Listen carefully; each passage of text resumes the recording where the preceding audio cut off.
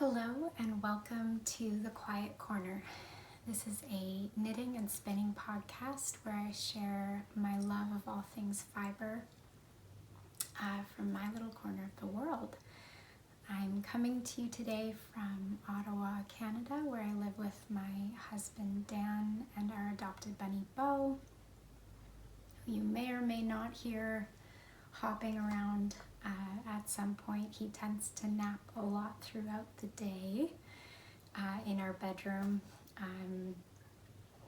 So I apologize for the teaser if you don't get to see him at some point. I'm not sure if I said my name is Vanessa. And you can find me on Instagram as Sea Salt and Stone. I will also link that in the comment section. Not the comment section, I'll link it down below. Welcome, a huge welcome to returning viewers and to new viewers as well. I am still honestly in some shock about the response to my first episode.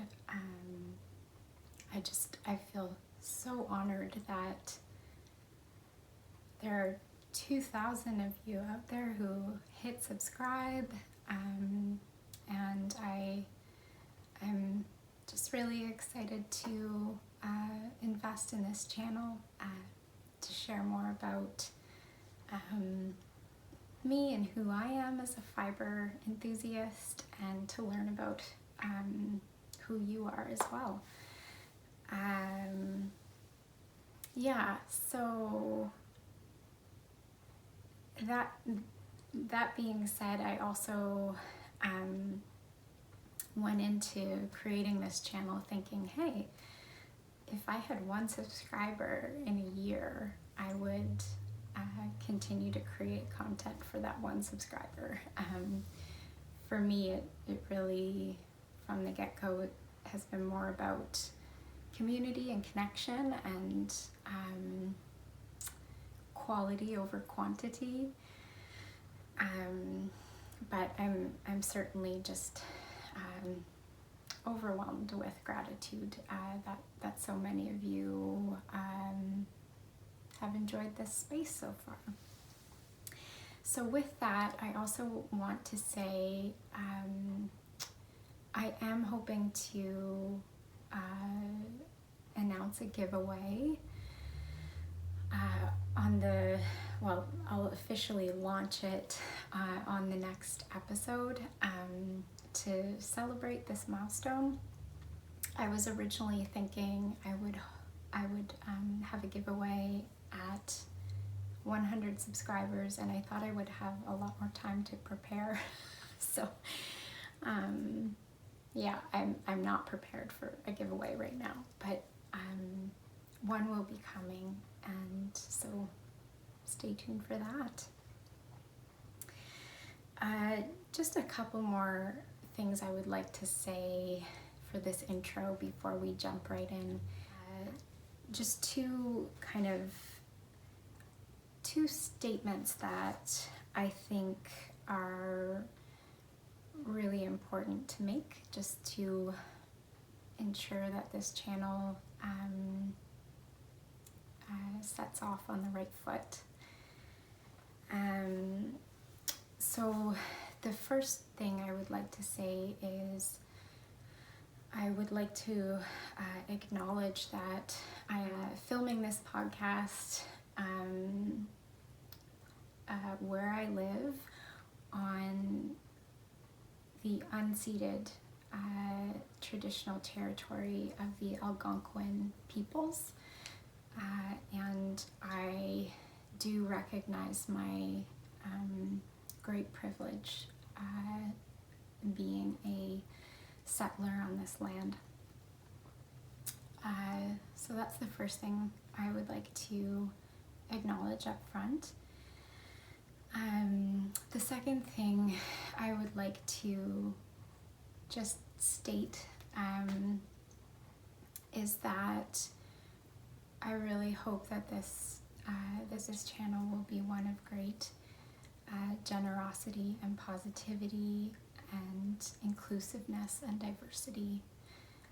And I welcome all humans in this space.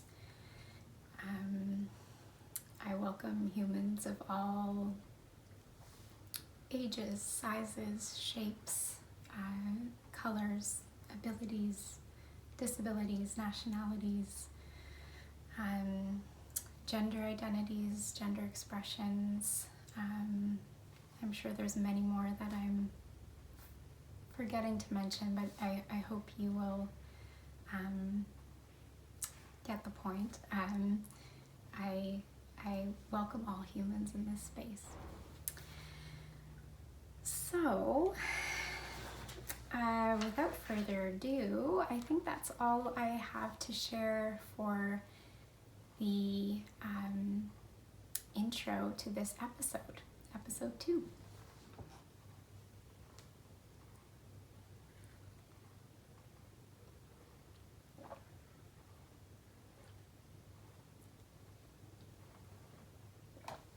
I have a lovely bowl of wild grown rooibos tea with some almond milk. It's one of my absolute favorite non-caffeinated teas. I always start the day with black tea, have another black tea in the afternoon, and then I fill in all the gaps in between with every other kind of, herbal non-caffeinated tea you can think of. I'm just constantly drinking it. So so that's what I'm drinking today. I've also got some essential oils diffusing right now, and I thought it would be kind of fun to share with you because I always have something diffusing in the house. So today I have, I'm not sure if this will come into focus. This is a sage blend of essential oils called Deep Breath. And I believe it's a blend of, there's eucalyptus and lavender and lemon and marjoram oils. And it's just a very lovely, kind of refreshing, calming blend. So I'm feeling very zen. I hope you are too. I hope that you've already put the kettle on. You've got a warm beverage or your beverage of choice. We're going to settle in and just enjoy this time together. So just to give you a little outline for the episode, I'll follow the same outline as with the previous, the first episode, but for this episode I want to start off with a little segment about me. I'm just going to quickly share a few things about myself and prompt you to do the same in the comment section down below. And then I'll jump into FOs and whips and spinning, dyeing, blending. And there might be a little bit of chatter at the end. Because I did get, there was one kind of comment that I wanted to respond to from the last episode. A comment from a viewer. So it's going to be a packed episode. I think there's a lot to share, there's a lot to talk about. So yeah, I hope you enjoy this time. So I thought that given that so many of you are new to this channel, and I am new to the knitting podcast world, I thought it would be nice just to share a few little things about myself, and I hope to do this over time as well. So this certainly won't be the first time, but I would like to share a few things, and I would really love it if you could comment in the section down below, just to share a few things about you, because I would like to get to know you as well. The first thing I was going to mention was personality. I studied psychology in for my bachelor's degree. That was my major, and personality psychology was one of my absolute favorite courses. I certainly don't think that you can ever fit a human into a box or a typology. We're all far too diverse and unique and complex. But I do really find it fascinating, and I think one of the things I find fascinating about personality tests or typologies is they do tend to bring us together in a way, because we can often see how much we share with others or appreciate how different we are from others. So a few little tidbits about me. On the Myers-Briggs personality test, I align most closely with the INFP. But the funny thing is that I have taken the test in a work environment as well. And in a work environment, I actually fit more closely with the INFJ typology. I won't go into detail about what those are. I'll maybe try to link them down below. And another personality test that I love, it's probably my favorite, is the Enneagram.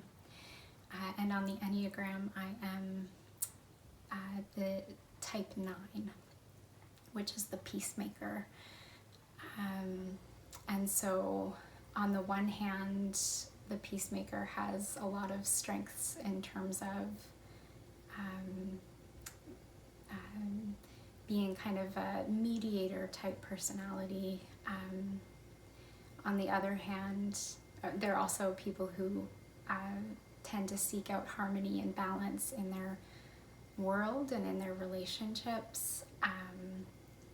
But on the other hand, they can be also conflict averse and really have to work at advocating for themselves, speaking up, having the courage to kind of have a different point of view and share that.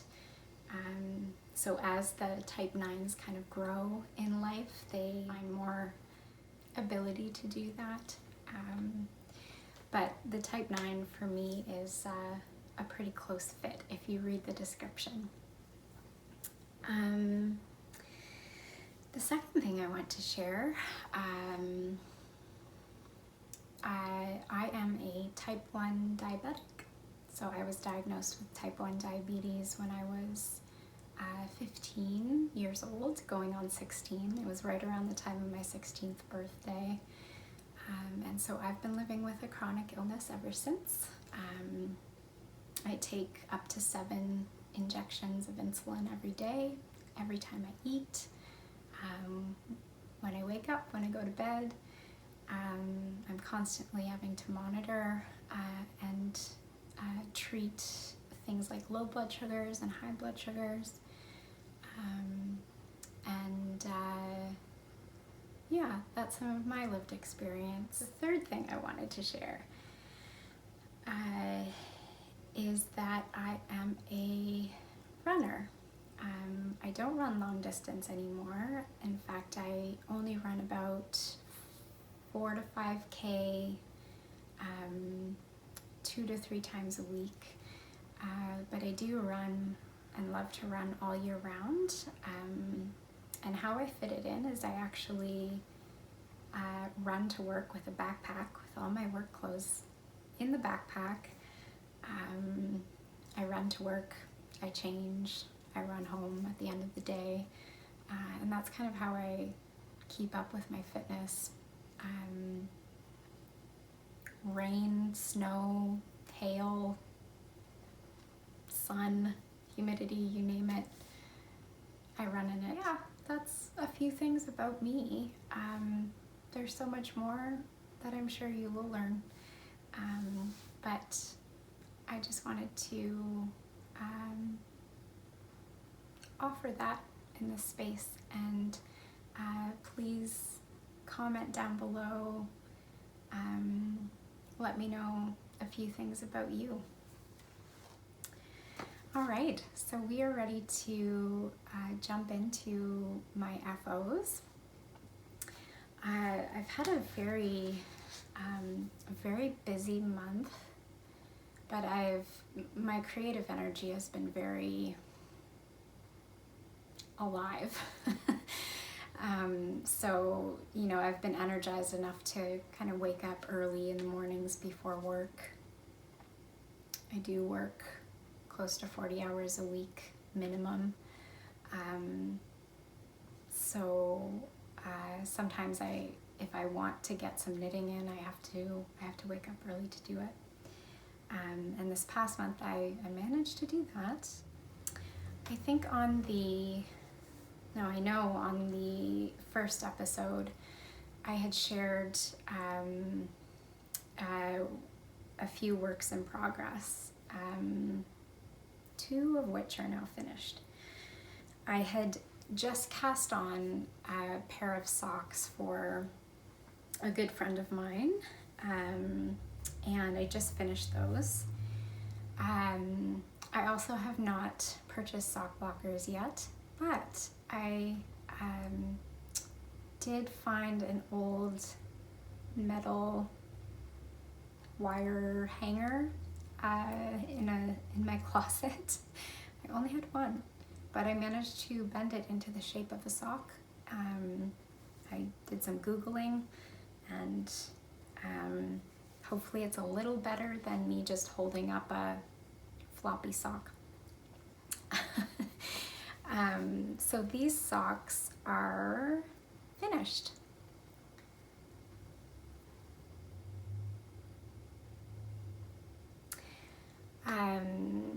And this was, these are knit in the Patton's Croy camo color sock yarn. And it's just a vanilla sock using my vanilla sock recipe that I still haven't published. And I still have the progress keeper on from the last episode. So this is where I was with both socks on the last episode, and managed to finish them. Yeah, so I'm quite happy with these. I think my friend will really enjoy them. I'm shedding today. There's like, I have hair everywhere. Yeah, I really like the colors.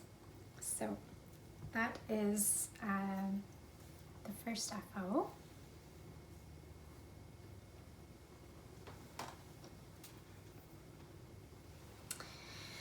The second FO I wanted to share, which I had just cast on in the last podcast as well. And that is the Alafas Lopi mittens. So here they are. Try to give you a close-up.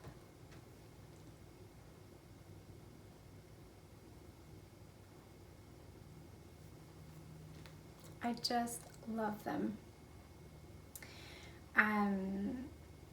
So like I said in the last episode, these are knit out of the Alafas Lopi yarn.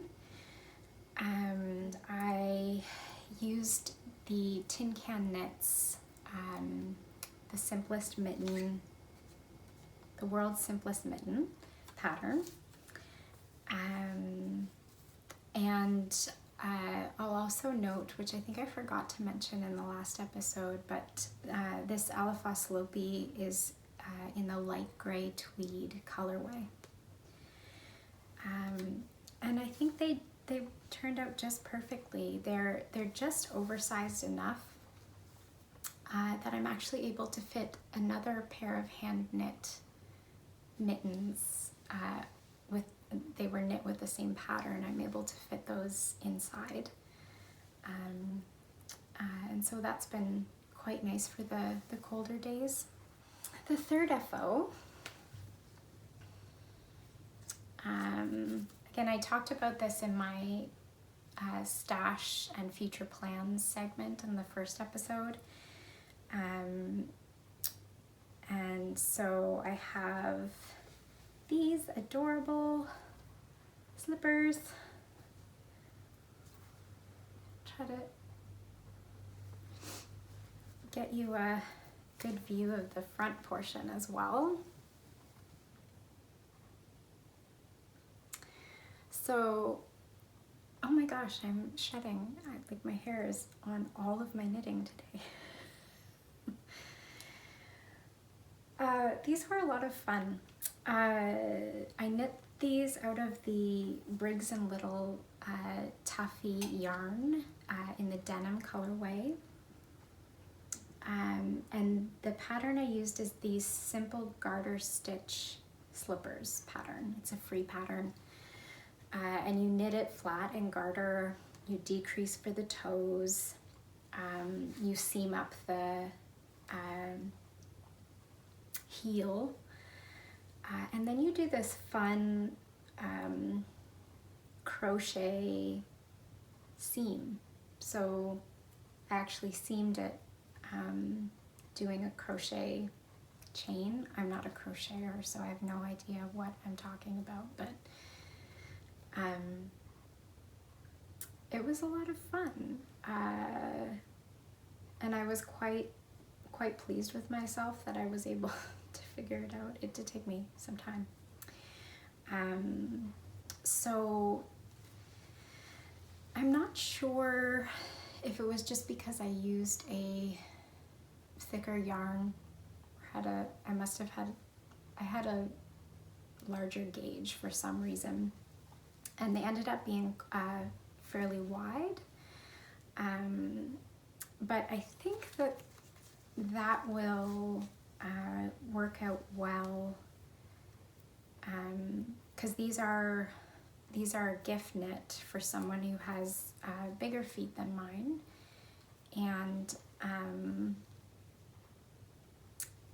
I figure that with like a thick sock inside and a larger foot, that these will fit just fine. So I'm really excited to gift these, and this is a project that I've had in mind for years. So it feels really good to finally have these off the needles and ready to gift. I have two more little FOs that I didn't knit, but I just thought it would be fun to share these with you. If you head on over to my Instagram, you'll see a little clip. We had some dear friends staying with us last weekend, a husband and wife duo. The wife side of the duo is one of my fibre friends so far. So we've been kind of knitting together for I think a couple years now. And so we were knitting one evening when they were here, and our husbands decided to join in. So I just gave them a couple of dishcloths that I had already cast on. She was teaching her husband, or refreshing his memory, because I think he had, as a child, he did some knitting. Anyway, so they both, and I was showing my husband how to knit as well. So they both finished a couple of dishcloths that I had on the needles for like 2 years, which is great. You can see that this one I had been knitting in Irish moss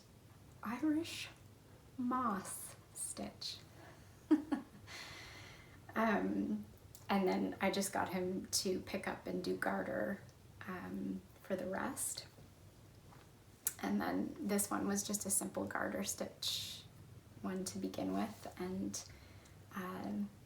my husband just carried on from where I left off. You can see there's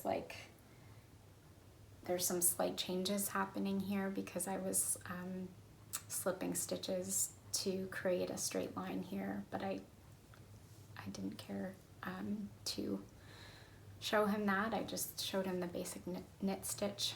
And then I was super impressed because they both also learned how to bind off and did the bind offs almost completely on their own. So there's a couple of fun FOs I thought I would share with you. I guess I should also mention what I'm wearing. This is a hand knit. I unfortunately, there's not a whole lot I can tell you about it because I completely improvised it. There was no pattern.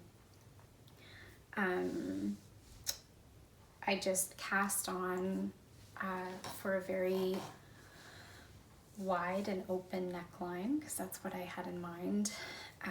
Did a simple raglan increase. Yeah, knit the body. I knit the body in the round, and just did some simple 2x2 ribbing, fairly long 2x2 ribbing for the arms. What else is there to say about this? Oh, it's cotton. I knit it last summer.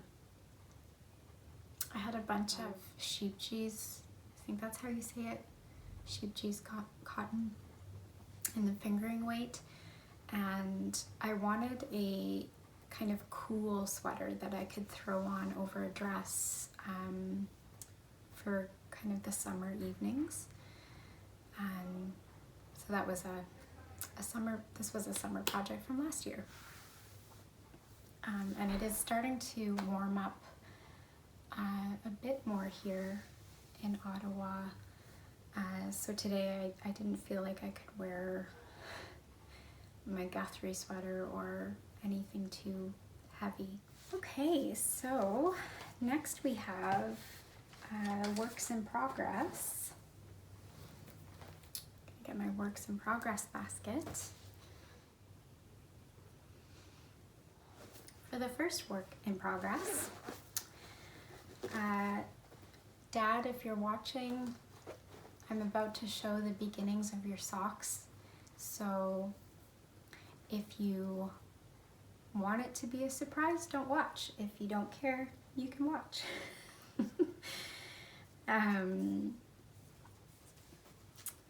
So I cast on a pair of socks for my dad. Just about as soon as I cast off the socks for my friend.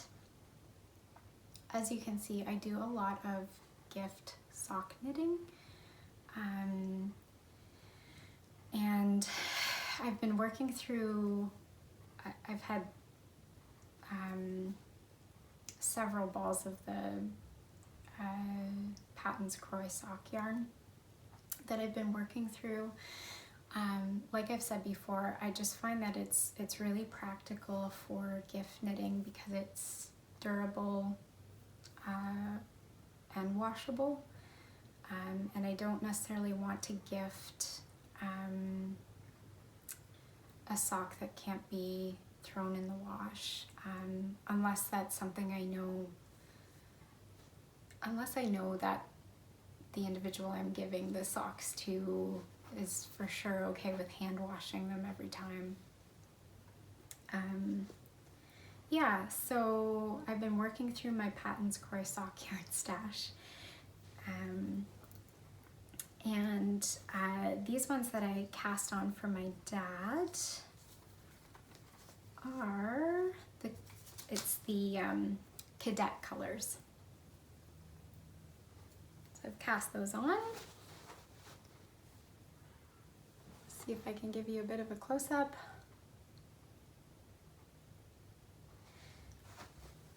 That's them.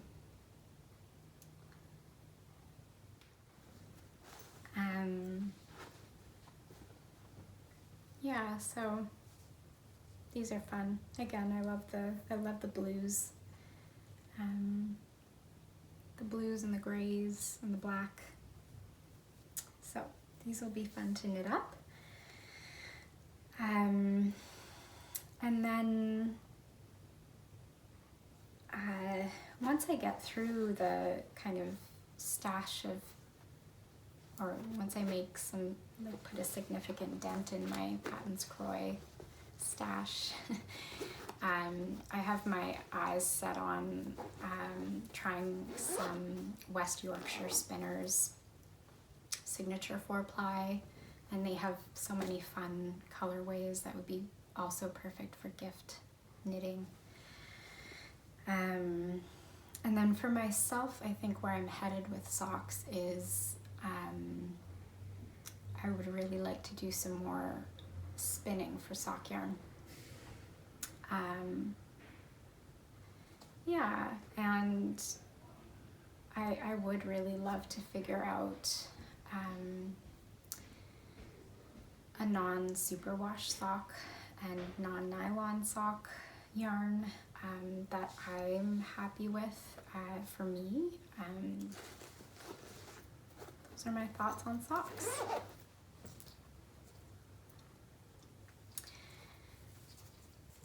The other work in progress I have on the needles, this will look familiar if you tuned into my first episode, but I did cast on a raglan sweater. Just gonna try to situate it here.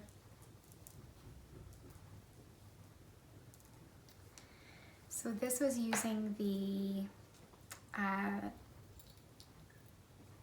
Juniper Moon Farm. The Juniper Moon Farm Patagonia yarn in the violet colorway. It is a DK weight yarn, and it's organic, non-superwash merino. I just love it. And I cast on, this is the Autumn League pullover by Two of Wands, or Alexandra Tavel is the designer's name, but her brand is called Two of Wands. And I really love the basic patterns that she puts out. I really like her style. Now I will say the unfortunate bit about this pattern is it's not super size inclusive, so I will put that up there as a disclaimer.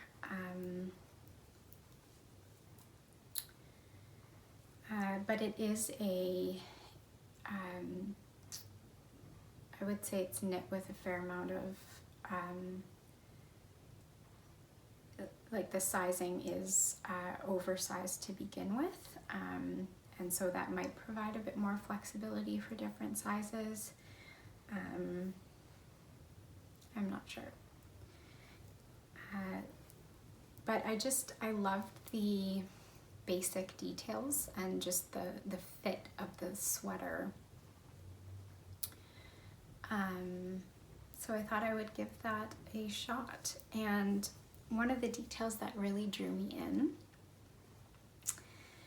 is at the front of the sweater you have a series of slipped stitches right here that create this V pattern, or this V shape, which I just thought was super simple and sweet. And it was kind of fun. I haven't worked with slip stitches like this before, so it was neat to see the little V form, the V-shaped form. What else can I say about this? It is a fairly basic raglan construction. The interesting thing about it is, and it's a free pattern, so I can talk about it. To get the shaping in the back, you actually knit this first part flat, and then you connect, you cast on stitches and connect to start knitting in the round, and it essentially mimics the shaping you would get with short rows, but without doing short rows. So for that reason, I think it's a pretty brilliant pattern for beginner knitters. This would be a great beginner knitter sweater. Beginner knitter sweater.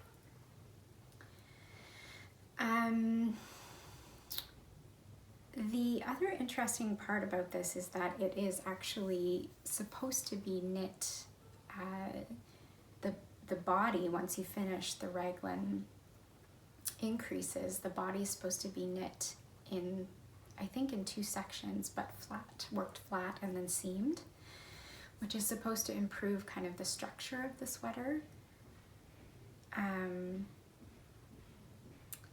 For me, I think I'll probably just end up connecting to knit the body in the round, because I would prefer not to have to purl too much.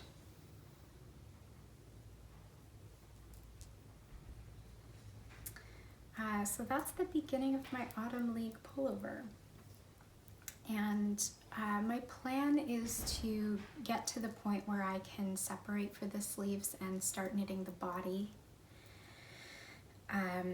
before I cast on the Mount Auburn cardigan for Dan, which I talked about in my first episode as well. And my thinking around that is just because the Mount Auburn cardigan is going to have a lot of cable detail work. I want to save my energy to be able to focus on that, and then in the times when I need a break to just knit stockinette, I'll have the body of this raglan to just, knit on. So that's kind of my plan for that. And, hopefully, well, I know I'll have it finished for the fall, but I'll likely have it finished earlier than that, and it could still be worn in the summer evenings. Here, the evenings rarely get cool. They're usually very humid. But sometimes if you're down by the water, like by the Ottawa River, you get quite a good breeze, and you do need something to kind of wrap up in. So that's that.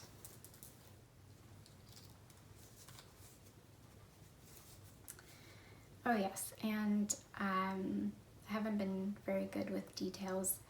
I don't think I've mentioned my needle sizes yet. For my socks, I always knit them on a US size 1, and I knit them 2 at a time on my 40-inch circulars. They're Chiagu's US size 1, 2.25 millimeter. And then for the Autumn League pullover, I'm knitting those on my Chiagu interchangeable US size 7s, and I'm knitting the medium size. I think the small would fit me more snugly, but I want something with with a lot of ease to it. So I'm knitting the medium with a US size 7. Yeah, and I really like the fabric that I'm getting. It's very kind of airy and light, so I'm excited to see this shape up. And finally, for works in progress, again, I talked about this in the first episode. I think I showed you my hand spun yarn baby that I had blended up. I blended roll eggs, I spun it, and I should make a correction. I think I said on the episode that I spun it woolen spun. Technically, I spun it using more of a worsted short forward draw, but I spun from roll eggs, so I would say it's in the semi-worsted, semi-woolen category. I didn't actually spin it long draw. That's definitely a technique that I'm still very much just learning. So yeah, I had shown you my yarn baby. This is what's left of my yarn baby right now. But this was, I would say, semi-worsted. A semi-worsted yarn baby. And I finally cast on, which I'm super excited about. I finally cast on a cowl with this yarn.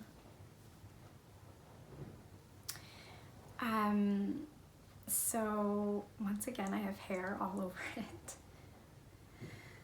I am so in love. I'm so in love with how the blended roll eggs give this effect of, it's kind of like a tweedy effect, but more than tweedy. And it's kind of almost reminiscent of like an Indie Dyer's speckled yarn. But it's not that, it's still unique, and not that Indie Dyer speckled yarn isn't unique, I just mean it's in a category of its own. Which just brings me so much joy to think that because I took the time to hand blend and hand spin this yarn, that I'm going to end up with a cowl that you couldn't purchase yarn for to get this look. And that's one of the things that is just so exciting about participating in a creative process from not necessarily start to finish, but they're, participating in many phases in terms of the creation of an object. So I'll give you a close-up of this fabric. Hopefully that's focusing for you. And it's just,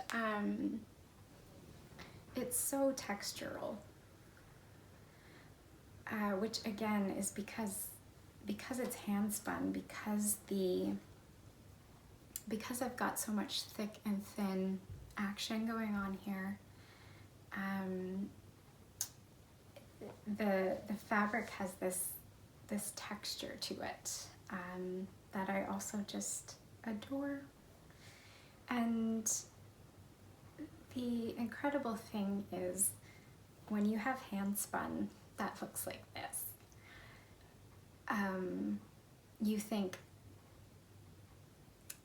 sometimes you think to yourself, this looks a bit like a dog's breakfast.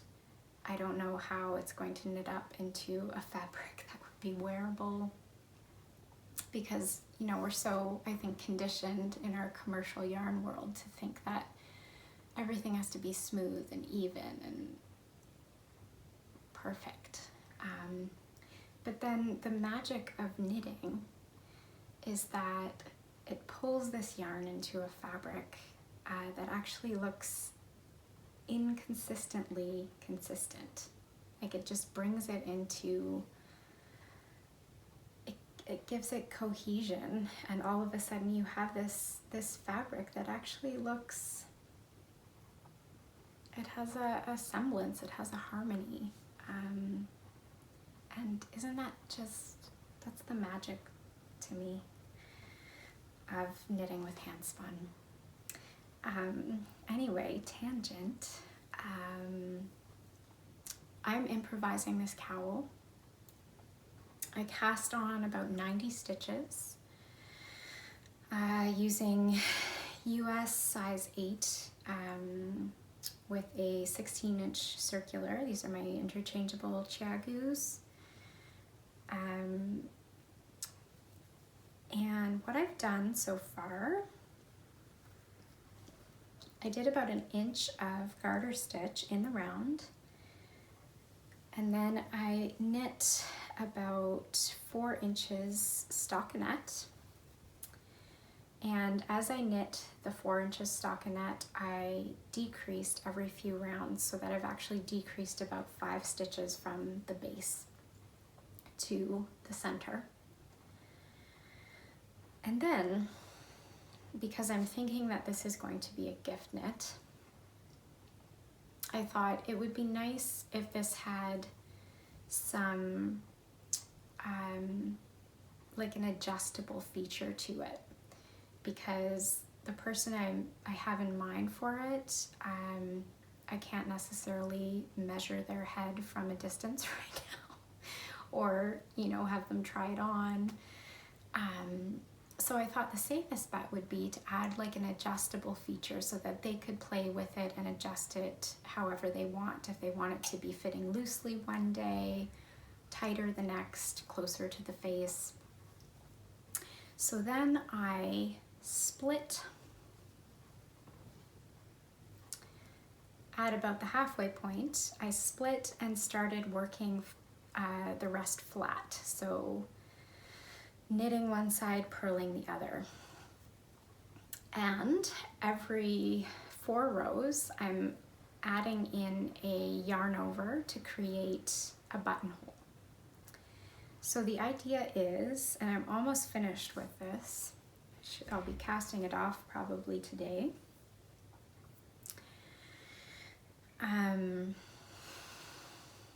The idea is that I would have a couple of buttons, like 2 rows of buttons on the other side, so that this could be kind of overlapped like this to make it like easy to put on, because you can put it on like this and it's super wide, and then once it's on you can button it to tighten it up around the neck, or you can leave it, you could leave it open, or you could just have it on the first row of buttons and have it kind of sitting semi-loose around the neck. So yeah, I'm having so much fun, and I can't wait to show you this as a finished object. And I also think that blocking it out will just give it an even more finished look. So super excited to share that, and super excited to gift it. I think that the person I'm knitting it for especially will appreciate it. So stay tuned for that. I can't wait to at least wear it on the next episode before I gift it. Just gonna double check to see if there's anything I forgot to mention. Oh yeah, the yarn is worsted to bulky weight, and the fiber that I spun it from or with. It was a blend, actually. I don't know if I mentioned this before, but it was a blend of Ashford Corriedale and some merino, gray merino, that I had bought from an Etsy shop when I first started spinning, and I unfortunately can't remember the name of the shop. But it is a blend of merino and Corriedale. And I do have one more work in progress, and also a tale of woe.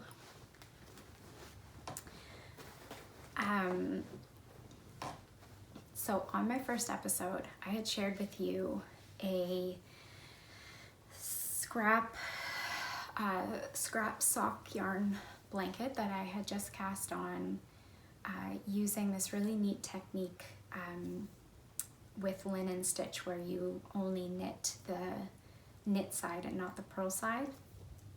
You can go check out that first episode if you're interested to know more. And I made no progress after several weeks. And for me, I'm very much a planner when it comes to my knitting, because I love to plan and to dream about what I'm going to create. I love to be intentional about it. I never feel the need to kind of force myself through a project. And in this case, I cast it off. Not because I wasn't enjoying it, but because I, in my mind, got to thinking my goals, my plans for the year ahead are to focus on a lot of garment knitting. I really want to create my own kind of sustainable capsule wardrobe. Not necessarily that I'm going to create it this year, but that's what I'm working toward. And I just got to thinking, if it takes me so long to finish one row of this and it doesn't eat up that much sock yarn, it's not the most efficient use of my time, given that I really want to be focusing on my garments and my socks and my gift knitting this year. So I just thought, you know what, don't feel bad. Park the idea for now, because I do adore the look of it. But it's not the right season for me to invest a ton of time in this scrap blanket, I guess is what I'm trying to say. But I do need a scrappy project. So now I have a belt. I am gonna figure out what to do with this. It'll either become kind of like the handle on some kind of a market bag that I hand knit, or I've also tried it on as a headband, and it's actually kind of cute. So who knows? There's so much potential here. And I know many of you have commented saying that you would really like to try this, and I would really I'm really glad. I think you should, because I would say it's probably about just as fast and just as enjoyable as knitting a Cozy Memories blanket. And it's also kind of has a unique touch.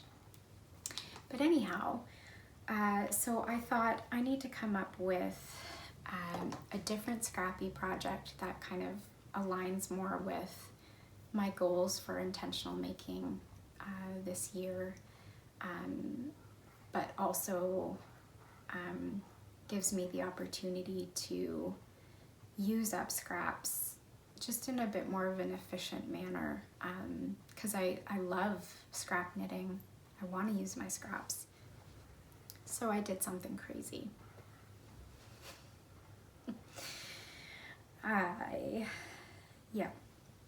I cast on a garter stitch blanket. It's the simplest garter stitch blanket in the world. It's literally just garter stitch. But I'm using multiple different weights of scrap yarn held together, like up to 5 strands, on the largest circular needles ever.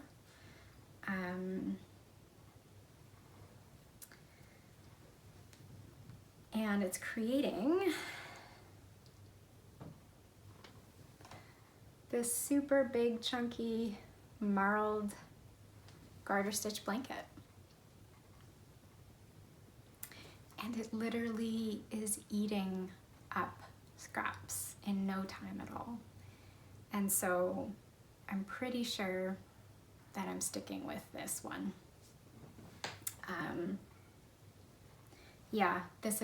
I feel like this is the perfect thing for me to be able to use up scraps efficiently and create such a beautiful, fun,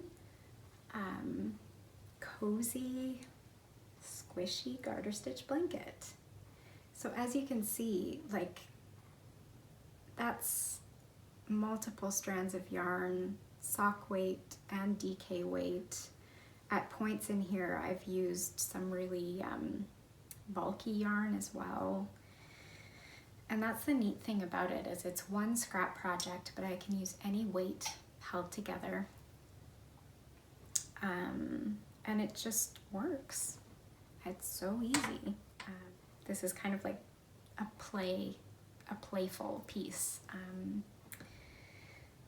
with, just so many different colors of sock yarn that I've knit in the past, but kind of coming together in this more cohesive fabric. So we're getting back to that theme of how you can take something, you can take all of these strands that are all so different and you would think that they would never go well together. And then when you knit them, there's this harmony. So that is the new Scrappy project. So in terms of stash acquisitions, future plans, I don't have a lot to share for this episode. But I will share a couple of things. So as you know from the last episode, I am planning to cast on the Mount Auburn cardigan for my husband. And so that's going to be out of this Cascade 220 in the light gray colorway. It's the worsted weight. So in terms of future plans, pretty much as soon as I cast off my hand spun cowl, I'm going to swatch for his cardigan. So I've already got it balled up and ready for swatching. So that's coming up. I've also purchased some new cable needles. And they haven't arrived in the mail yet. But I was thinking, because I'm going to be doing so much cabling, I want really good tools. Right now, the kinds of cable needles I have are like these plastic ones with the divot, or these metal ones with the divot. So those are my options right now, and to be honest, I don't enjoy working with any of these. So I did a bit of research, and I noticed on the Very Pink Knits channel that the type she used, they were wooden with a bit of a divot, or not a divot, but like rather than the the cable needle dropping down, it just gets thinner and then thicker on the ends so that it's still straight. And I think that might be what does it for me. So I ordered some, which I'll be able to show on the next episode. I ordered some off of Amazon. I think they were called the Brittany. The brand was called Brittany, and there's 2 or 3 sizes of wooden cables that just kind of go thick, thin, and then thick. And just in my experience, for me, it's easier to kind of hold and to work around a flat needle. I usually end up using a DPN for my cabling instead of the actual cable needles that I have. But then the DPNs are a bit too long. So that's something that I have purchased but haven't technically acquired yet. And I'm hoping that they'll be really useful when I start all the cable work. I will let you know. But in terms of future plans, I'm excited this summer to cast on some summer t-shirt patterns, some items that I can add to my wardrobe for summer wear. So I thought I'd share just a few of the ones that have piqued my interest. Not that I'll necessarily knit these or that I'm absolutely casting these on this summer. But I've been doing a lot of research, and a few that I've loved include the Rift Tee by Jacqueline Cieslak. I think that's how you pronounce her name. The Rift Tee by Jacqueline Cieslak. The Nordic Summer Top by Witra Design. The Arisu by Svetlana Volkova. And the Deschamps by Layla Raven. So those are 4 patterns that I'll link down below in the show notes that I'm considering.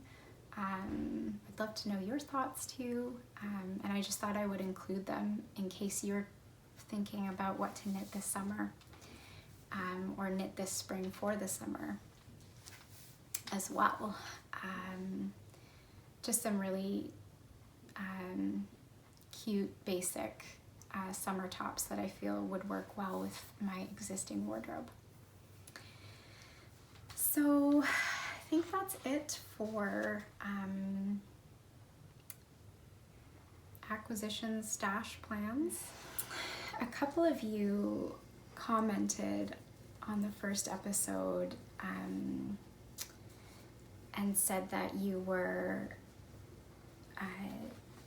kind of exploring the idea of spinning,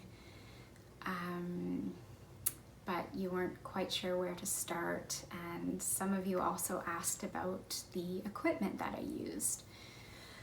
So I thought I would start this segment today by chatting just briefly about my blending board and my wheel. So I thought that might be of interest. And then I'll get into kind of all the things I've been working on in terms of blending and spinning and dyeing. I've been having so much fun this month. So I have my blending board here. It's going to be kind of challenging to show you, but I made this blending board, and it was an adventure because I didn't properly research the type of board that I should be using. I had seen that a lot of people used cutting boards, and so I thought any cutting board would work. it turns out not any cutting board, not just any cutting board will work. What I purchased was this large IKEA cutting board, which is beautiful, but it's bamboo, and bamboo is actually a very hard wood. And so when I went to staple gun the blending cloth to the board, the board was literally breaking the staples before they could puncture the board. That's how hard this is. So I had to go and hand screw, as you can see, I had to hand screw the blending board, which was a lot of effort, way too much effort. Don't try this at home. But I finished it and it works, and I'm happy.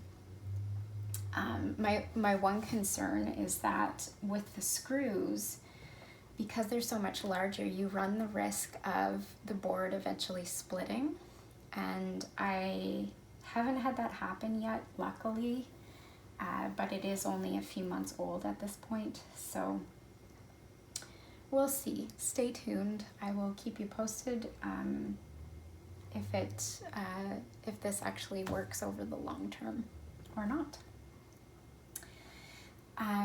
But one of the reasons why I was drawn to this particular chopping board, and if I could, yes, so it's the IKEA Lamplig. The IKEA Lamplig chopping board, and it's huge. And it has this lip on the end. And I was drawn to it because it's so big. So it gives me all this space where I can kind of have fibre sitting, or I can have my the knitting needles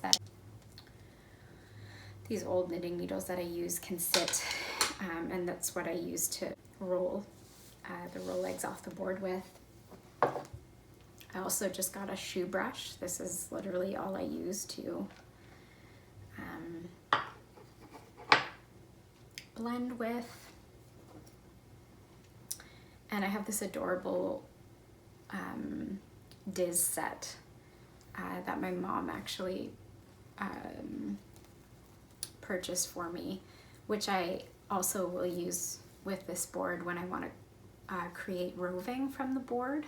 So you can either create roll legs from the board with the needles, or you can create roving by pulling the fiber off the board through the Diz.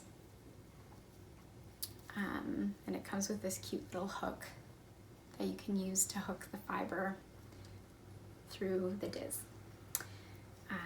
So I kind of like having this large, extra large board because I can store all of my tools on the board when I'm using it or when I'm not using it. It's just kind of nice to have the extra space. And then the lip that's on the edge, I actually use that to anchor the board to my coffee table, so that as I'm blending and I'm pulling down on the fibers, the board isn't going to move from the table. So that is my board and how I made it. In terms of the blending board cloth, I actually got it from Okanagan Dye Works. You can find their Etsy shop online. They're based out of British Columbia. And they do provide, I believe, don't quote me on this, but I think they provide free shipping in Canada. And this kind of 12 by 12 inch cloth cost me, I think it was around $80. So yeah, this is my blending board, and I have so much fun with it all the time. As you've already seen on this channel, I do like to do a fair bit of blending and spinning. So that's that. In terms of my spinning wheel, I did a fair amount of research when I decided that I wanted to start spinning. And maybe in a future episode I can share a bit more about my journey to spinning and kind of how I got into it and why. But yeah, I did a fair amount of research, and I went into it thinking, if I were to have just one wheel for the rest of my life, what would that wheel be, or what would it be like? And so I wanted something that had a kind of a range of options that I could grow. So I could kind of grow with my wheel, you know, adapt it as needed, spin all sorts of different types of yarn. And so there's a few different options I was looking at. The other thing that I was considering was I really wanted something compact that I could travel with if I wanted to, but also because we live in a fairly small space. We have a one-bedroom apartment right now, and I wanted something that would just kind of complement the space rather than take over the space. I wanted to be able to create my own little spinning corner, which I have in my living room, and the wheel I have fits perfectly. So what I went with was the Ashford Traveler spinning wheel. Some other spinning wheels that I did look at, I looked at the Ashford Kiwi, I looked at the Shacked Ladybug, and I also looked at the Spinolution Polywog. All of them are quite compact, and have been known to be good beginner wheels. But I ended up going with the Ashford because I had, it was fairly compact. I could also get double treadle, double drive, which gives me a pretty good range of different yarns that I can spin from it. And my goal has always been to spin fairly thin, and so I liked that I could get the higher ratios using the double drive, but it also has the option of Scotch tension if I wanted to try a much lower ratio when I was first starting out. So yeah, I found it to be the most versatile for me. And then the fact that it also comes with a built-in lazy Kate, which oftentimes with larger wheels you have to purchase the wheel and then purchase a separate lazy Kate. But in this case I was able to kind of get it all in one. The other great thing is that it comes with 4 bobbins, smaller bobbins and a smaller flyer, but you can upgrade it to get larger bobbins and a larger flyer, so that each bobbin you don't have to switch it out as often. It can hold more of your yarn.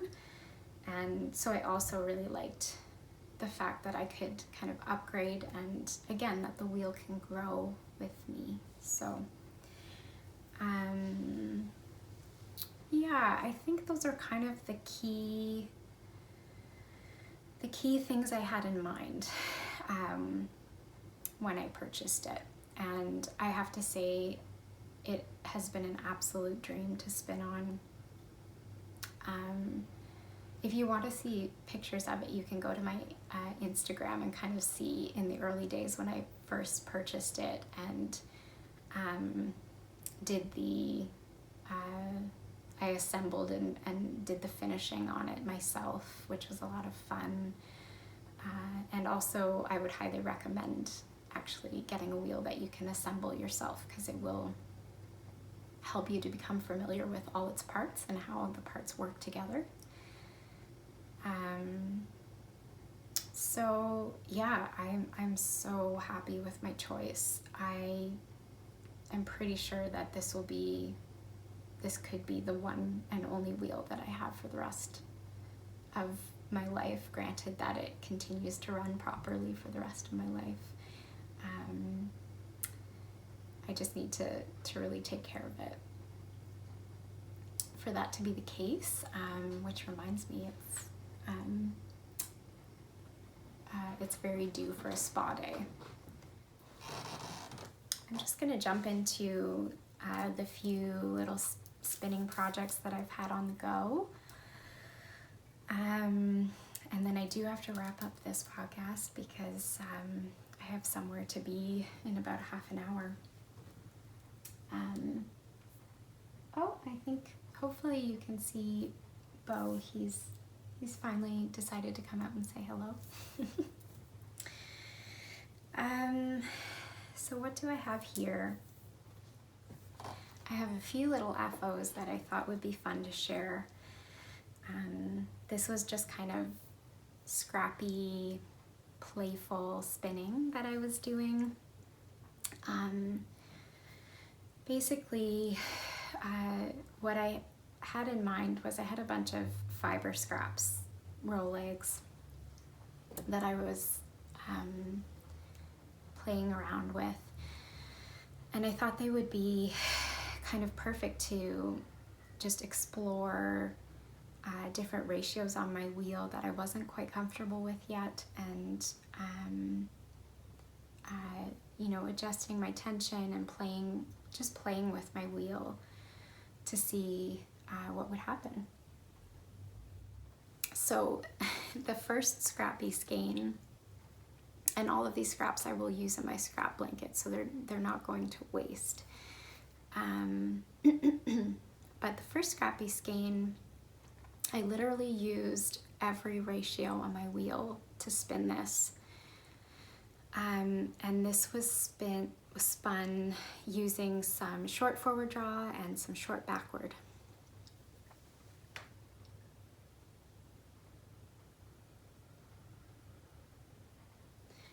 But it turned out pretty fun, and I think it'll be fun to see how that knits up into my scrap blanket. And it's about like anywhere from DK to bulky weight. It's like very all over the place. Again, I was just exploring with all of these different settings on my wheel. And then I took the exact same singles from what was left over on my bobbin from that skein, and I did a little chain ply, which I actually think looks terrible. But once again, it's gonna be fun to put in a scrap blanket. It's all over the place. There's like every different weight in there, and chain plying. I'm always trying to just throw in a bit of practice with chain plying, because I find that my chain plying is very inconsistent. I don't love the way that it looks, even when I am using a fairly consistent single. I don't love it yet, but that's why I keep practicing it, to see if someday I find the right kind of twist angle.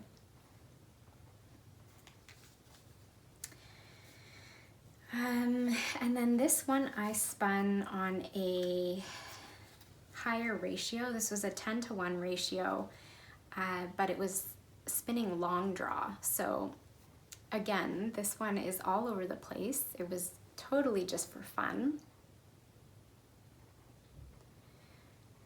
but you can see it's a lot, it has a much loftier quality to it than the others do. And there's an airiness to it. And it was just fun to kind of practice long draw. I am not able to get a consistent yarn with my long draw yet, which is why I use scrappy things to play around with that technique, but maybe someday. And then this one, I had it on my 10:1, so one of the higher ratios on my wheel, also from the same roll leg preparation, but I spun it short forward draw. And I got a fairly consistent semi-worsted fingering weight once I plied it up.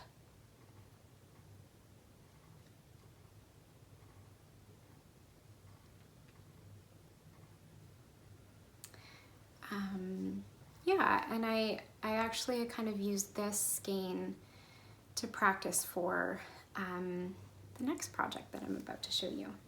The next project, I had some blended up some Ashford Corriedale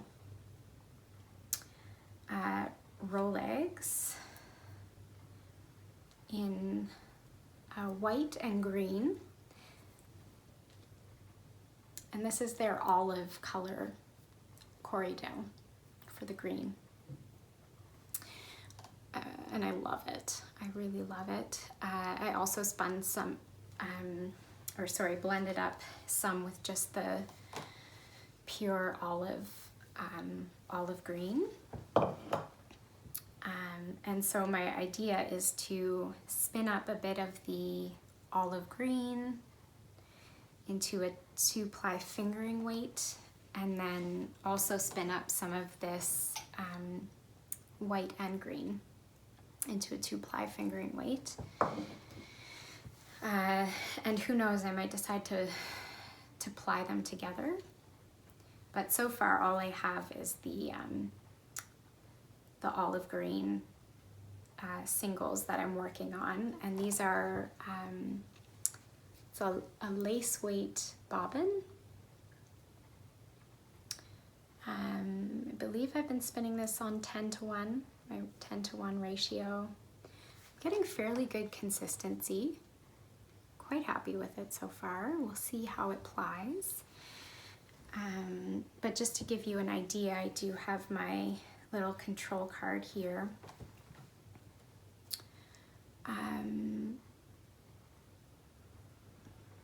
And this will show you my lace weight singles and then my fingering weight ply back test down here. So you can kind of see what the finished yarn might look like, or at least what I'm aiming for.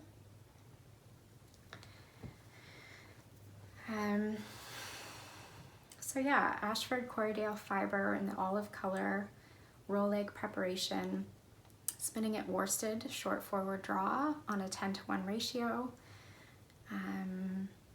And my plan at this point, I'm thinking that I might use the skein, the finished skein, to do some kind of a faded shawl,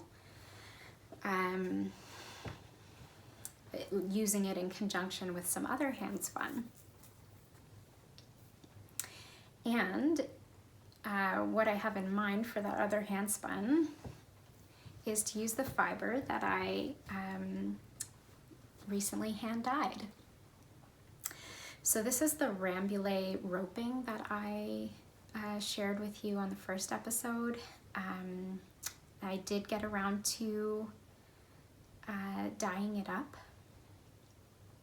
I used a cold process for dyeing, just because for my first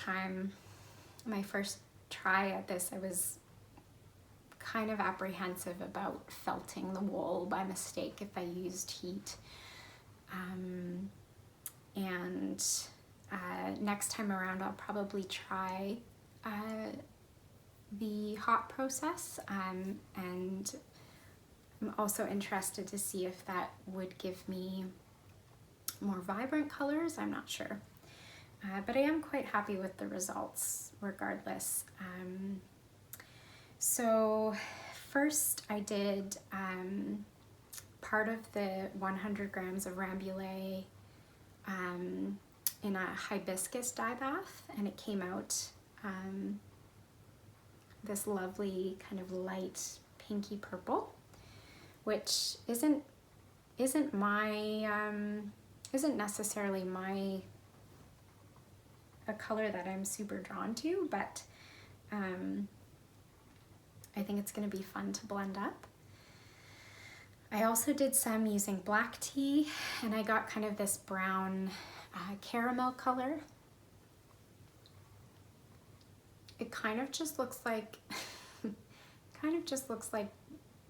a dirty fleece now, which is funny.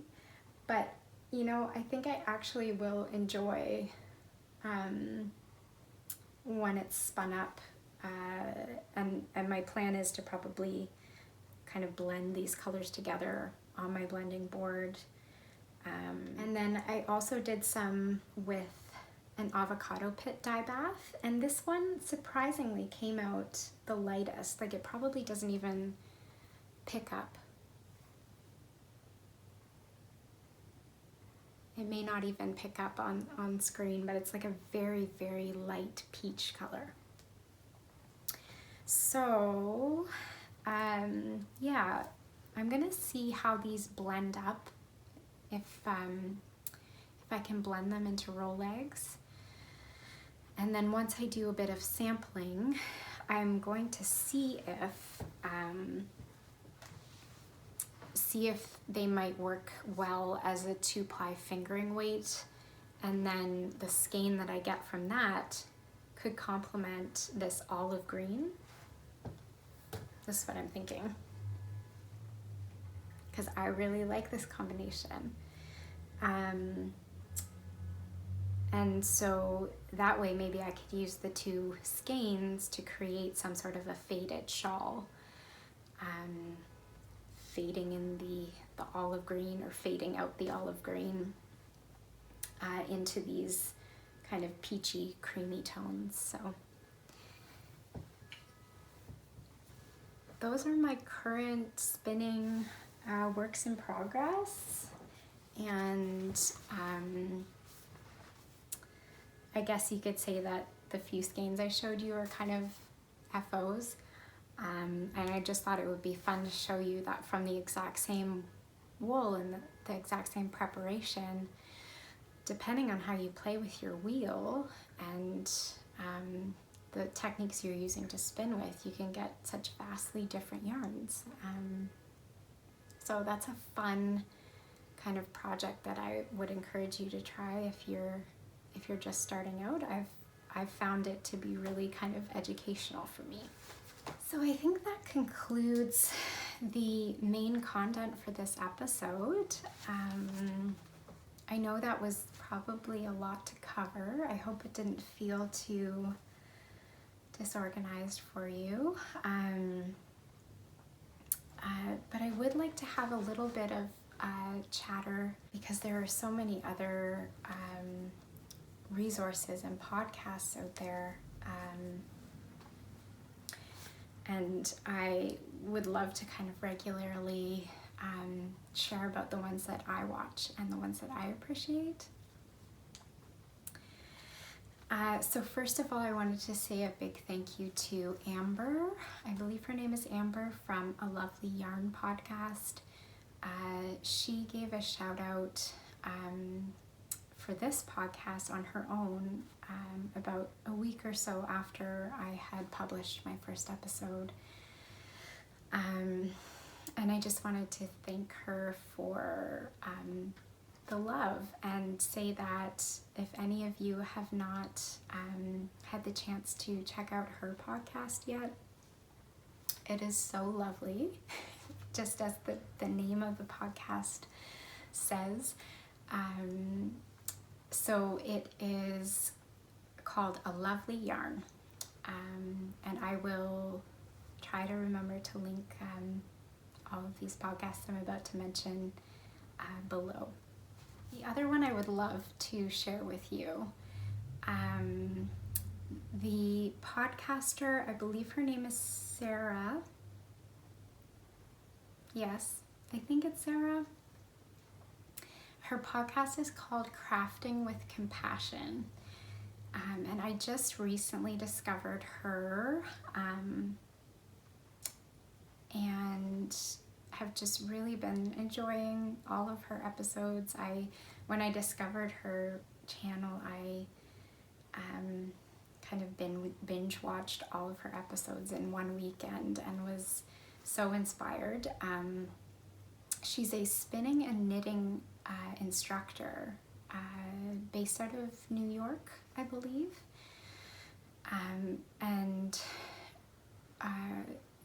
Her podcast is so educational. She's very knowledgeable. I would also say she's like a force of positivity. She's just, really enjoyable to watch and to listen to. So head on over to her channel. If you enjoy this channel, I think you'll enjoy her channel as well. If you're a knitter or a spinner, head on over there and give her some love. And one more thing I want to say about her channel. She talks a lot about kind of sourcing sustainable fibers, which is something I'm really interested to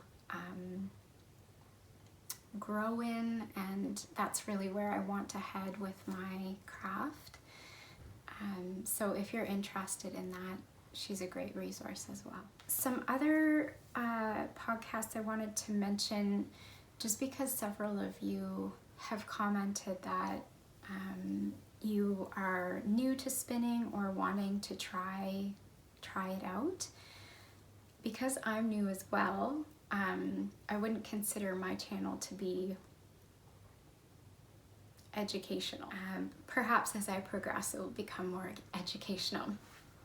But for now, I thought I would just recommend a few other channels, including Sarah's, the Crafting with Compassion podcast. But I have a few others to mention as well that I think would be good resources for you. And that have been really good resources for me. One is Felicia Lowe's podcast for Sweet Georgia Yarns. And that is the Taking Back Friday podcast. So I will link that one down below as well. Another one that is huge in terms of education and learning is Rachel's podcast. I forget her last name. Her name is Rachel, I think, and it's the Wool and Spinning podcast. She's based out of British Columbia. She's a spinning instructor, and that channel,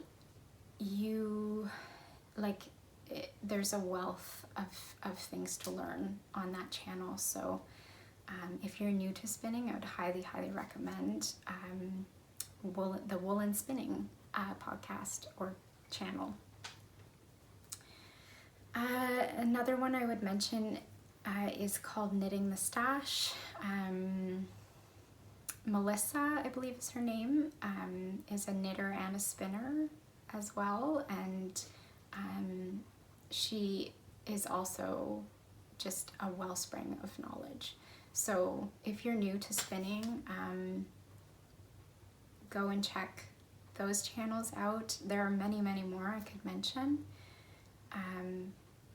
but for today I'll leave it there. And finally, for any of you out there who speak French, I'm a beginner to intermediate French speaker, but I recently discovered a podcast by Julie Miette, and I will link her podcast below. It is en français, and I think she only has a few episodes out at this point, but yeah, I've really enjoyed her project, and I thought it would be nice to do a shout out to a French podcast, just in case there are any viewers out there. I know I have some Canadian viewers, and there must be some of you out there who are French speaking. So if you haven't heard about Julie's podcast, head on over there to check her out as well. And the final thing was, I just wanted to address a comment that I had from a viewer who asked if I had seen the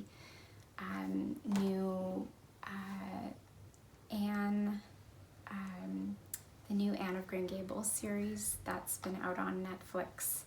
Well, I don't think it's technically new anymore. She had asked if I had watched it and if I enjoyed it. I have to say I haven't finished the series. I've only watched the first few episodes.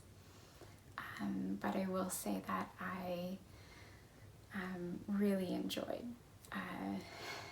what I did get to see so far. I think I cried through it was the second episode. I cried through that whole episode. There's just so much about it that reminds me of home, of course.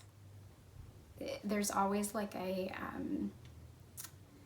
bit of a transition period for me, because growing up on the island, I've seen so many iterations of Anne of Green Gables and so many different actresses and actors. But by the time the second episode of the Netflix series, by the time I'd watched that, I was like, yeah, that's Anne, or that's Marilla. So that's my response to that question, and I hope I do at some point get to finish that series. Anyhow, I think it is about time that I conclude this episode. Thank you so much for joining me in this space, and I do hope that you have a very makeful month until I see you again. Bye for now.